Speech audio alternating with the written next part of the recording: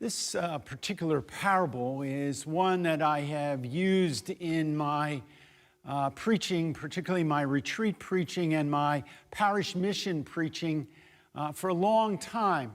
But it's also a parable that I've used in my own prayer because I think it's rich with images. We could look at it from the way Jesus interprets it. If I had read the longer form of the gospel today, we would have heard Jesus, after he preaches, sort of sit down with his disciples and say, okay, this is what it means. And Jesus' perspective is that the four kinds of soil, the footpath, the rocky ground, the thorn bushes, and the rich soil, are four different kinds of people that we encounter in life. Three of whom sort of hold God at a distance or don't let God in, and obviously the third, the good soil that does. But I'm going to ask you to think about it just a little bit differently than the way Jesus sort of presented it today. I'm going to ask you to look at it in terms of yourself. To look at your heart maybe as the soil. We know that Jesus is the sower, and we know that the seed is grace and blessing and love and hope and all the kinds of things that Jesus tries to enliven our life with. And that our heart is the soil.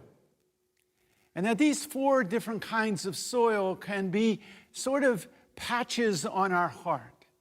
The footpath.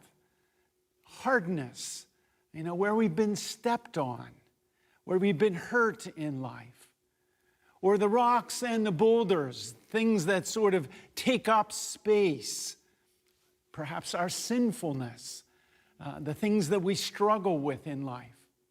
The thorn bushes, and sometimes even this parable added weeds to this, the stuff that seems to sort of take over the garden, you might say. Take over the lawn and sort of chokes the good stuff off. The stuff of our life, the things that we let sort of enter into our life and become possessive of us rather than allow God to be at the center. And then the good soil. And we've all got good soil. We're all created in the image and likeness of God. It's there. But maybe sometimes what we've got to do is pause for a moment and sort of loosen up the footpath, let go of the hurts maybe, to move the rocks and the boulders out, celebrate the sacrament of reconciliation, sort of trim back the thorn bushes and pull up the weeds and allow that space to be the good soil. So that, as Jesus says, as we live our life, we can bring about the gift and the presence of God maybe 100-fold, maybe 60-fold, maybe 30-fold.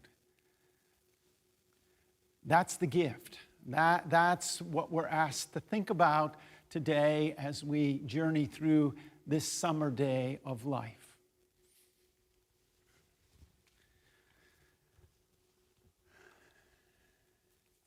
I believe in one God, the Father Almighty, maker of heaven and earth, of all things visible and invisible. I believe in one Lord, Jesus Christ, the only begotten Son of God, born of the Father,